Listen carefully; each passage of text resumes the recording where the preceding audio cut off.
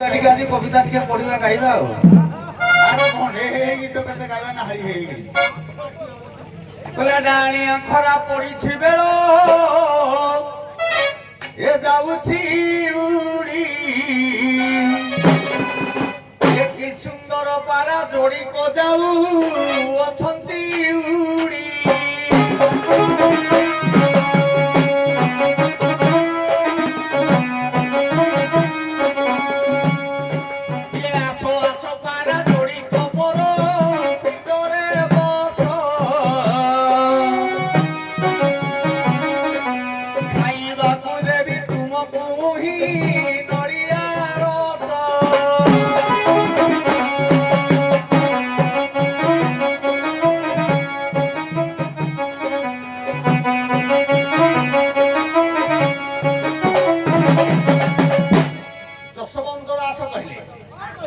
ভজুকি নারাম নামরে কুমর ভজুকি নারাম নাম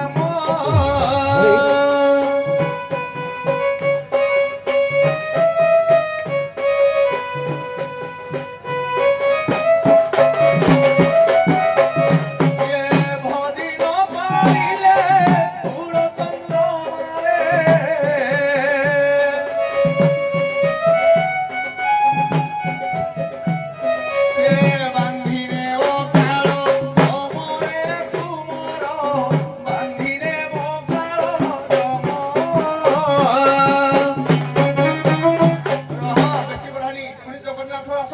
পাইলে গুড়চন্দ্র आत्मा को आत्मा देवे सुमरे परमानंद रे भी हरे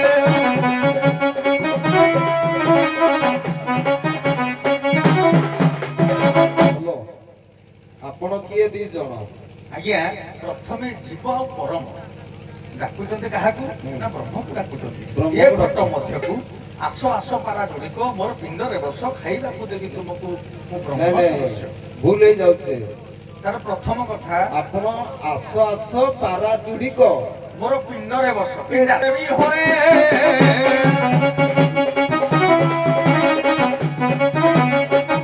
अरे बाबू ये आत्मा को आत्मा किए ना गुटी हैला निज स्व आत्मा एवं गुटी हैला जीवात्मा परमात्मा को डाकुचंती आस आस रंग रतन ब्रह्म संभा विमल अधूरा हेलानी जीवन बा संसार ख्याल ओ अभिमन्यु समस्त सिंह ठीक अछि ए कोडे जीव परम से आसीचंती काकू डाकुचंती परमात्मा को ओ आस कोन कहूछ को एठो प्रसंग नियो कोन कहि मो प्रसंगरा कोन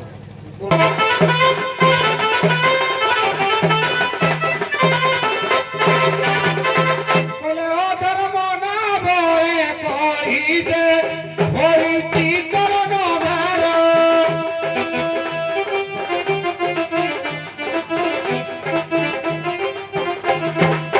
कवि कांचन कामरे नामती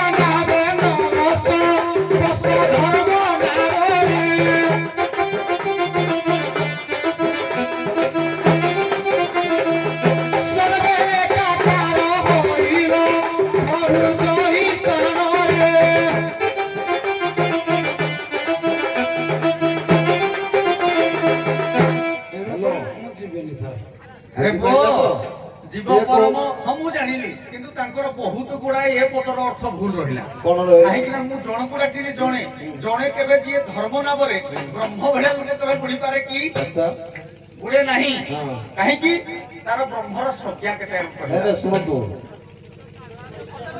ସାରେ ଟିକେ ନାଇଁ, ନାଇଁ। କଥାଟାକୁ ଗ୍ରହଣ କରନ୍ତୁ ନାଇଁ, ନାଇଁ। ତାଙ୍କ କଥାଟା ମୁଁ ବୁଝିପାରିଲି ଗ୍ରହଣ କେମିତି କରିଦେବେ? କୁହନ୍ତୁ ତାହେଲେ କୁହନ୍ତୁ ଆପଣଙ୍କ ଇଚ୍ଛା କୁହନ୍ତୁ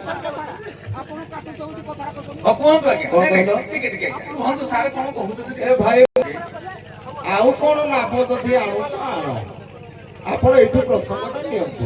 ଆଚ୍ଛା ପୁଅ ସଦଗୁରୁ ନାମ ସ୍ମର ଅଚ୍ୟୁତାନନ୍ଦ ଖାଲି ଅଚ୍ୟୁତାନନ୍ଦ ଯିବା କି ଆଉ କୋଉ କୁଆଡେ ଯିବାନି କହିଲା ସଦଗୁରୁ ନାମ ସ୍ମର ଏ ଯେବେ ଭବ ସିନ୍ଧୁ ହୋଇବୁ ପାରଲ ଯାଇ ଫୁଲ ବେଗଲଙ୍ଗୁଳି ସାଧନା କର ଯାଇ ଫୁଲ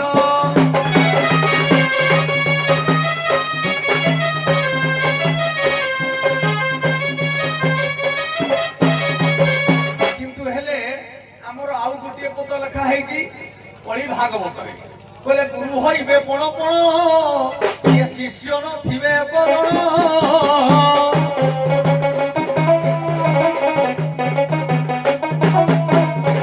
ଘରେ ପୁଅ ମାୟା ଠାକୁର କହିଲେ ଇଏ ମାୟା ଶରୀରଟା ଭିତରେ ବାସ୍ତବିକ ଠିକ ସେ କହିଲେ ଯେ ମାୟାଟା ଏ ନାଭରେ ବସିବି ନାହିଁ ଇଏ ମାୟାଟାକୁ ତିଆରି କଲା କିଏ তো বাক্য তুই রক্ষা কর সত্য নুহে সৌদাগর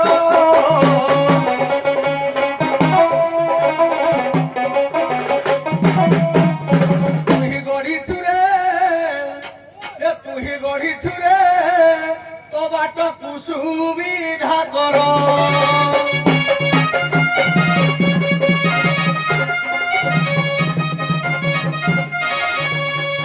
ইয়ে ব্রহ্ম ঠারু জাত ব্রহ্ম ঠারে লীন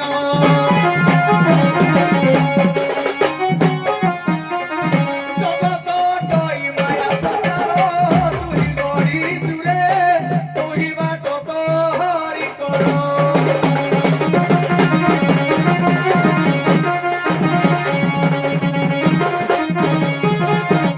ଆଜ୍ଞା ଯିଏ ବିଚିତ୍ରମୟ ସଂସାରକୁ ଗଢିଛି ସିଏ ଯଦି କହୁଛି ନିଜେ ଗଢିକିରି ଏ ମାୟା ହେଲା ତାହେଲେ ସିଏ କେମିତି ଯିବ ତା ସୁବିଧା କରୁନି ଦେଲେ ହଉ, ପ୍ରସଙ୍ଗ ଏବେ ପଲଟିଲା, ପ୍ରସଙ୍ଗ ଏବେ ପଲଟିଲା କଣ?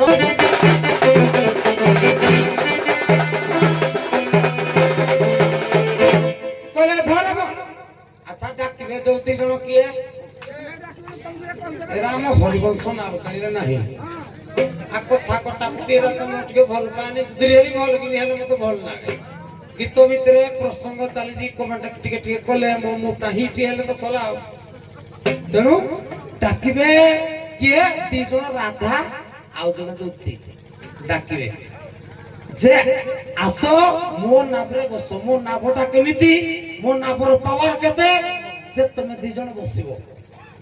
ତେଣୁ ଏମିତି କଥାବାର୍ତ୍ତା ଟିକେ ବନ୍ଦ କର, ଭଲ ହବ।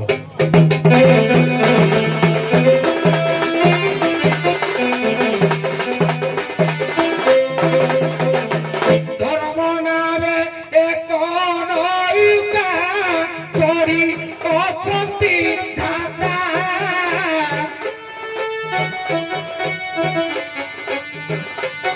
ଧର୍ମ ନାମେ ଯେହି ବସଇ ତାର ନଥାଏ ଚିନ୍ତା।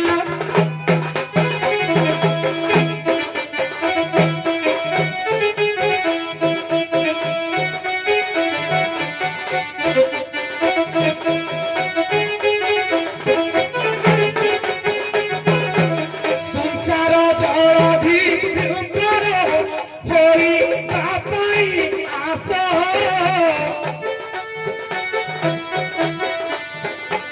ଗୁରୁରି ପରେ କର୍ଣ୍ଣଧାର ହୋଇ ଅଛନ୍ତି କୃଷ୍ଣ।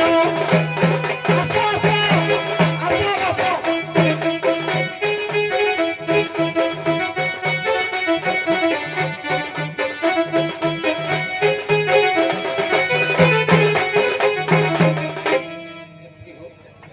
ହଉ ଶ୍ରୀମଦ ଭଗବତ ଗୀତା ଯିବା ପାଠ ମାନେ ଖାଲି ମୁଣ୍ଡ ଯିବା ନା ଖାଲି ଖାଲି ଚାମୁଡି ହେଲେ ହବ କହିଲେ ନୈନମ ଛିଦନ୍ତି ଶାସ୍ତ୍ରାଣୀ ନୈନମ ଦହତି ପାବକଃ ନ ଚୈନମ କ୍ଲେଦୟନ୍ତି ଆପନ ସୟତି ମାରୁତଃ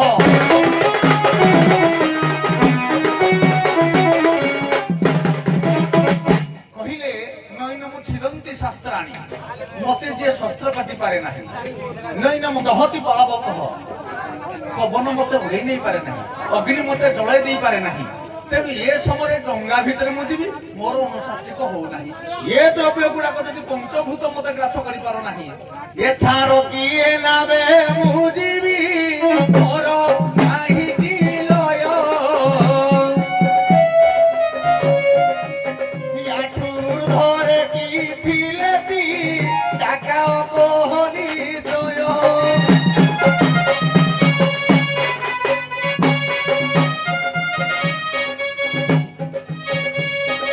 কথাটা বুঝিলে যে ইয়ে যে পবন অগ্নি জল পতন এবং বায়ু এମାନଙ୍କୁ ଯାହାକୁ ସ୍ପର୍ଶ କରିପାରେ ନାହିଁ, ତେଣୁ ଇଏ ସାଧାରଣତଃ ଧର୍ମ ନାବିକ ଡଙ୍ଗାରେ ଯିବ କି ନାବିକ ଯିବ ନାହିଁ।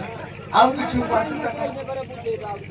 ହଉ ମତେ ଖାଲି ଗୋଟିଏ କୁହନ୍ତୁ, ଏ ପାଖରେ ଉଭୟ ପକ୍ଷ ଶରୀର ନାବକୁ ଆଣିଛନ୍ତି, ଅପର ପକ୍ଷରେ ଯୋଉ ନାବଟା ଅଛି ସେଟା କୋଉ ନାବ? ଗୋଟେ ସାର୍ କଥା କହୁଛି, ଯୋଉ ଦି ଜଣ ନାବଟା ସାର୍ ଦେଖି ପ୍ରଥମେ ଏକ ଶୁଣନ୍ତୁ।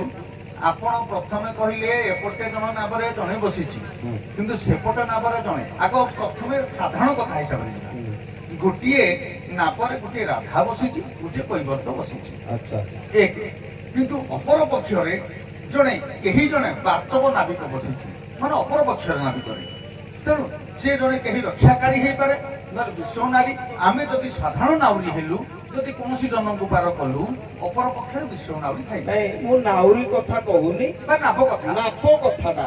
ତେଣୁ ଗୋଟିଏ ଏଠେ ହଉଛି ଆଜ୍ଞା ଦୁଇଟି ନାବ ଆପଣ କହିଥିଲେ।